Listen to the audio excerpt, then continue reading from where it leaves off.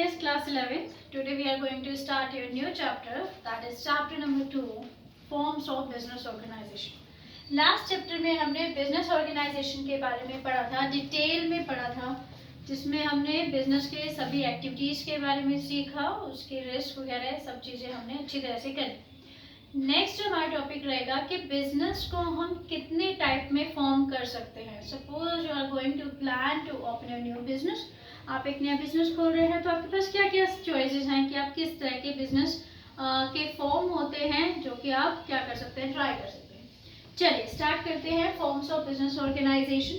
तो forms of business organisation को मैं क्लासीफाई कर सकती हूँ इन 3 sectors. First is private sector, second is public sector,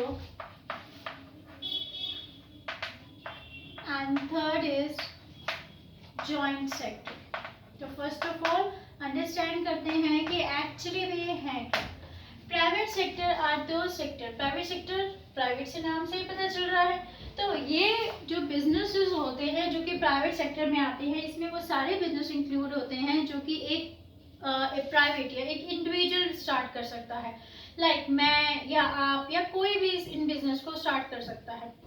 come to public sector, यहाँ पर ध्यान रखना है, मैंने सेक्टर की बात की है। तो पब्लिक सेक्टर वो सेक्टर होता है जिन बिजनेस को सिर्फ क्या स्टार्ट कर सकते हैं, गवर्नमेंट। मतलब जो business manage and those business that are manage and controlled by the government, उनको हम क्या बोलते हैं, पब्लिक सेक्टर बिजनेसेस। तो पब्लिक सेक्टर बिजनेस में वो सारे बिजनेस आते हैं जिसको मैनेज और कंट्रोल कौन कर रहा है, that is owned, manage and control by the government. Government का उस पर पूरी तरह से कंट्रोल रहता है या गवर्नमेंट के अंडर वो काम करते हैं। Then come to joint sector. Joint sector वो सेक्टर होता है जहां पर प्राइवेट और पब्लिक दोनों मिलके काम करते हैं। मतलब यहाँ पर प्राइवेट सेक्टर भी इंक्लूड होता है, साथ में पब्लिक सेक्टर भी इंक्लूड होता है। इसका एक एग्जांपल हम अगर छोटा सा प्रैक्टिकल एग्जांपल देखें तो कई बार ये होता है ना कि गवर्नमेंट क्या करती है, गवर्नमेंट को रोड बनाने का काम है, तो गवर्नमेंट क्या करती है, प्राइवेट लोगों को, मतलब कुछ कंपनीज को, प्राइवेट कंपनीज को कॉन्ट्रैक्ट देती है कि आप स्टार्ट कीजिए रोड बनाना, तो इसमें टोल टैक्स जो भी है वो आप ले लेना, इसका जो भी टैक्स बनेगा जब तक आपकी कॉस्ट कवर नहीं होती। चलो वो कॉस्ट की एक अलग से बात है। तो जहां जिस प्रोजेक्ट में एक प्राइवेट इंडिविजुअल, मतलब प्राइवेट कंपनी, प्राइवेट सेक्टर और पब्लिक सेक्टर, गवर्नमेंट, दोनों मिलके काम करते हैं, तो हम उस सेक्टर को क्या बोलते हैं, जॉइंट सेक्टर। तो इस चैप्टर में हम पढ़ने वाले हैं प्राइवेट सेक्टर के बारे में, और नेक्स्ट चैप्टर में हम पढ़ेंगे पब्लिक सेक्टर के बारे में और जॉइंट सेक्टर के बारे में। तो प्राइवेट सेक्टर में कौन कौन से बिजनेसेस आते हैं? प्राइवेट सेक्टर में हम टोटल 5 टाइप ऑफ बिजनेस हम पढ़ेंगे। First is sole proprietorship, sole proprietorship first. Second will be partnership, and third will be joint Hindu family business.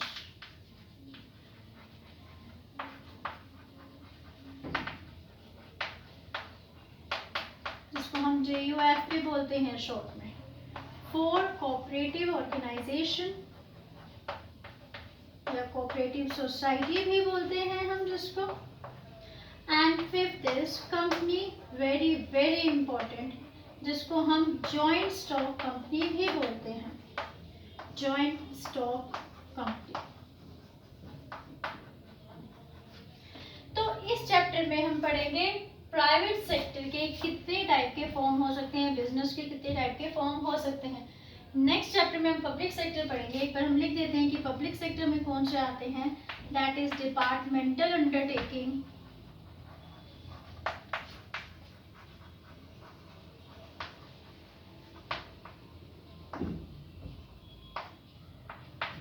Second is statutory corporation,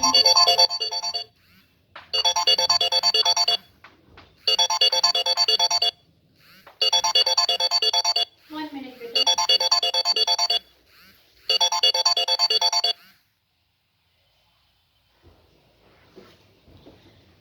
yes बेटा, second is statutory corporation and third is government company.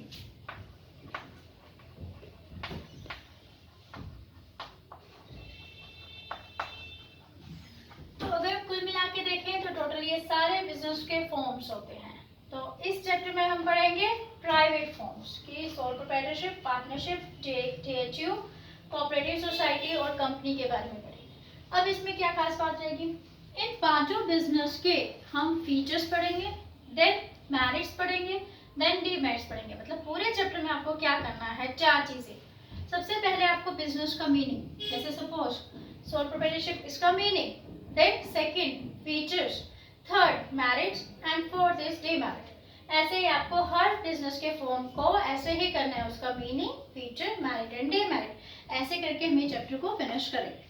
तो come to sole proprietorship, पहले हम soul proprietorship business पे आते हैं। तो what is sole proprietorship, ये तो हमें नेक्स्ट चैप्टर में करना है, तो मैं इसको यहाँ से रेज करूँ।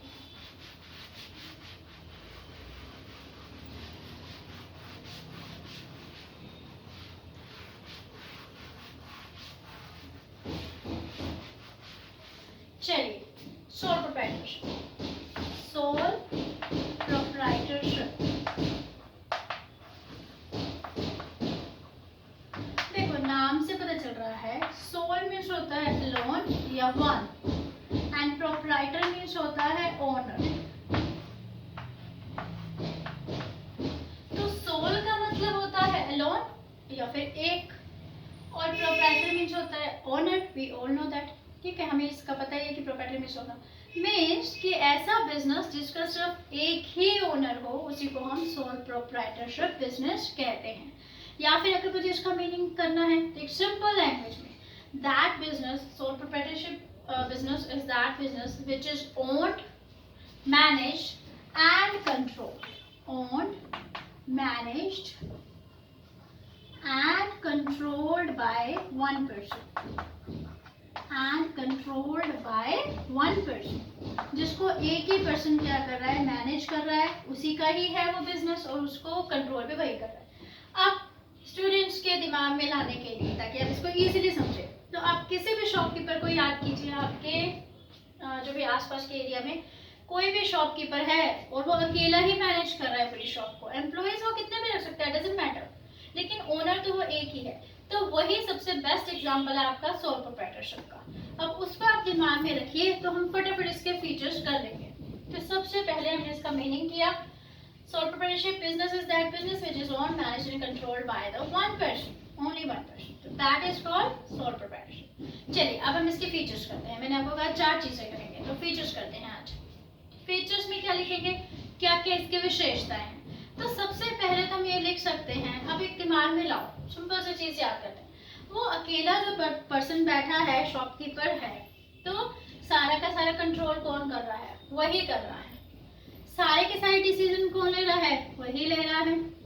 और अगर उसके डिसीजन की वजह से प्रॉफिट होता है, तो सारा का सारा प्रॉफिट भी कौन गेट करेगा, वही करेगा। और नेक्स्ट, अगर लॉस होता है तो लॉस भी उसको बेयर करना पड़ेगा। तो यही सब चीजें हमने क्या लिखना है, फीचर्स में लिखना है, राइट। तो first feature is formation and closure. तो sole proprietorship business is that business, क्योंकि बहुत स्मॉल स्केल में है, तो आप इसको कभी भी स्टार्ट कर सकते हैं, कभी भी क्लोज कर सकते हैं, राइट। इसमें कोई ज्यादा लीगल फॉर्मेलिटीज पूरी करने की जरूरत नहीं है। कुछ एक ऐसे बिजनेस होते हैं लाइक रेस्टोरेंट वगैरह, तो वहां पर आपको एक तो लाइसेंस लेने पड़ते हैं। अदरवाइज सोल प्रोप्राइटरशिप बिजनेस कभी भी कोई भी स्टार्ट कर सकता है, कभी भी क्लोज कर सकते हैं, तो कोई ज्यादा लीगल फॉर्मेलिटीज पूरी करने की जरूरत नहीं होती है। Then second, liability. अब बेटा ये पॉइंट ऐसा पॉइंट है जो आपको हर फॉर्म ऑफ ऑर्गेनाइजेशन में मिलेगा। तो एक फीचर का पॉइंट तो आपका इन सब में पक्का रहा, वो हमें याद रहेगा कि लायबिलिटी तो लिखना ही है। अब लायबिलिटी कैसे होती है बेटा, ये चीज समझने की है। लायबिलिटी, किसी भी बिजनेस की लायबिलिटी टू टाइप की होती है, एक तो होती है लिमिटेड और एक होती है अनलिमिटेड। अब इस चीज को ध्यान से समझना बेटा, क्योंकि आपके सभी फॉर्म ऑफ ऑर्गेनाइजेशन में पॉइंट मिलने वाला है। लिमिटेड लायबिलिटी, जिस भी बिजनेस की लिमिटेड लायबिलिटी होती है, इसका मतलब ध्यान से समझेंगे। अगर सपोज बिजनेस को लॉस हो गया, और बिजनेस को लॉस होने पर क्या करते हैं, सपोज बिजनेसमैन को लॉस हो गया तो उसकी बिजनेस की प्रॉपर्टी बेच दी सारी, अभी भी लॉस कवर नहीं हो रहा, क्रेडिटर्स क्या कह रहे हैं, पैसे मांग रहे हैं, जिन्होंने पैसे लिए थे, दिए थे, वो पैसे मांग रहे हैं। तो ऐसे में क्या बिजनेसमैन की प्राइवेट प्रॉपर्टी को यूज किया जा सकता है, अगर प्राइवेट प्रॉपर्टी को यूज किया जा सकता है to pay off the liability of business, then it is called that he has unlimited liability. अगर उसकी पर्सनल प्रॉपर्टी को यूज कर सकते हैं to pay off the liability of the business, तो इसमें हम कहेंगे कि यस उसकी क्या है, अनलिमिटेड लायबिलिटी है। लेकिन अगर सपोज बिजनेस को लॉस हो गया और बिजनेस की सारी एसेट्स बेच दी, अब कुछ भी पैसे नहीं रहे, तो क्या ऐसे टाइम में अगर बिजनेसमैन की प्राइवेट प्रॉपर्टी को अगर हम यूज नहीं कर सकते पे ऑफ लोन करने के लिए, लोन को पे ऑफ करने के लिए, तो ऐसे में हम कहेंगे कि बिजनेसमैन की लिमिटेड लायबिलिटी है। मतलब हम उसकी पर्सनल प्रॉपर्टी को उसके बिजनेस के लोन को पेमेंट करने के लिए यूज नहीं कर सकते हैं। तो ये आपको हर फॉर्म ऑफ ऑर्गेनाइजेशन में मिलेगा कि लिमिटेड लायबिलिटी है या अनलिमिटेड लायबिलिटी है, राइट। तो अब हम समझते हैं यहाँ पर क्या होती है, इसकी जो लायबिलिटी है वो अनलिमिटेड है। अनलिमिटेड लायबिलिटी क्या होती है कि मतलब ये कि अगर बिजनेस को लॉस हो जाता है, एट दैट टाइम बिजनेस की एसेट्स उस लॉस को कवर करने के लिए या फिर क्रेडिटर्स या लोन जिससे लिया है उसको पेमेंट करने के लिए इनफ सफिशिएंट नहीं है, तो ऐसे में उस बिजनेसमैन की मतलब सोल प्रोप्राइटरशिप की प्राइवेट प्रॉपर्टी को भी यूज कर सकते हैं उस लोन को चुकाने के लिए। प्राइवेट प्रॉपर्टी मीन्स मतलब अब बिजनेसमैन की जैसे उसका घर हो गया या उसकी कार हो गई, जो भी चीजें उसकी पर्सनल प्रॉपर्टी है, तो उसको भी बेचकर उनका लोन चुकाया जाएगा, ठीक है। तो उसकी क्या है, अनलिमिटेड लायबिलिटी है, right. Next, sole risk bearer and profit recipient. तो ये तो हम सबको पता है, अगर रिस्क है तो वो भी उसका है क्योंकि he is the sole owner of the business, अकेला ही ओनर है बिजनेस का, सारा का रिस्क भी उसको बेयर करना पड़ेगा। देन और अगर प्रॉफिट होता है तो वो भी उसी का सारा है क्योंकि वो तो अकेला ही ओनर है। Next, control. तो अभी हमने पढ़ा कि पूरा का पूरा जो कंट्रोल होता है बिजनेस का उसका ओनर ही करता है, तो control is done by the owner of the business, right. Next is no separate entity. No separate entity कैसे, आपने अकाउंट्स में पढ़ा है कि businessman and business have separate identity, दोनों अलग अलग हैं, लेकिन यहाँ पर दोनों अलग अलग नहीं है। यहाँ पर बिजनेसमैन और बिजनेस एक ही बात है। क्यों, तभी तो हम उसकी प्राइवेट प्रॉपर्टी को यूज कर रहे हैं। अगर बिजनेस का लॉस हो रहा है या बिजनेस को पे ऑफ करनी पड़ रही है लायबिलिटी, तो हम उसकी प्राइवेट प्रॉपर्टी को तो यूज कर रहे हैं ना। तो इसका मतलब बिजनेस और बिजनेसमैन क्या है, एक ही बात है। बिजनेस की प्रॉपर्टी और या प्राइवेट प्रॉपर्टी एक ही बात है। तो नो सेपरेट आइडेंटिटी, दोनों को कभी भी अलग अलग नजर से नहीं देखा जाएगा, दोनों एक ही एंटिटी माने जाते हैं। Next is lack of business continuity. Lack of business continuity means कि बिजनेस क्या होता है, ज्यादा टाइम तक कंटिन्यू नहीं रह पाता है। सपोज बिजनेसमैन क्योंकि एक सिंगल ओनर है, बिकॉज ऑफ हिज डेथ और बैंक्रप्सी मीन्स दिवालियापन हो जाना, मीन्स कुछ भी पैसा नहीं बचना। अगर उसकी डेथ हो जाती है या इंसॉल्वेंसी हो जाती है, किसी भी कंडीशन से वो इनकैपेबल ऑफ डूइंग वर्क हो जाता है कि वो काम नहीं कर पा रहा है, तो ऐसे में क्या हो जाती है, उसका बिजनेस बंद हो जाता है। क्यों, क्योंकि अब कौन काम करेगा, he was the sole owner of the business, वही तो सोल ओनर था। तो अगर उसको कोई प्रॉब्लम हो गई तो बिजनेस बंद, ठीक है ना। और अगला हम जो पढ़ेंगे ना पार्टनरशिप, तो उसमें भी हम आगे पढ़ेंगे, दो या दो से ज्यादा पार्टनर है कंपनी पढ़ेंगे, तो वहां पर इतना नहीं खतरा रहता जहां पर जितना सोल प्रोप्राइटरशिप में खतरा रहता है, क्योंकि वो अकेला ओनर है, उसको कुछ हो जाएगा तो क्या होगा, उसका बिजनेस बंद हो जाएगा। नेक्स्ट हम इसके करेंगे मैरिट्स एंड डिमेरिट्स। और मैरिट्स और डिमेरिट्स में बेटा हम फीचर्स में से ही निकालने वाले हैं। For an example, lack of business continuity, इसकी डिमेरिट है, इसका नुकसान है इस फॉर्म ऑफ बिजनेस का। क्यों, क्योंकि यहाँ पर बिजनेस एक लंबे टाइम तक नहीं चल सकता, कुछ भी हो गया बिजनेसमैन को तो ये क्या हो जाएगा, क्लोज हो जाएगा। तो लायबिलिटी क्या है, अनलिमिटेड, ये भी एक डिमेरिट है। तो हम लोग क्या करने वाले हैं, इसके फीचर से ही इसके मेरिट और डिमेरिट करने वाले हैं, राइट। तो अभी आज का काम आपका ये है कि फीचर्स को आप अच्छी तरह से करेंगे, और कल की वीडियो में हम मैरिट एंड डिमेरिट और सोल प्रोप्राइटरशिप करेंगे और पार्टनरशिप को स्टार्ट कर देंगे, उसके मीनिंग को थोड़ा बहुत समझ लेंगे। Thanks for watching.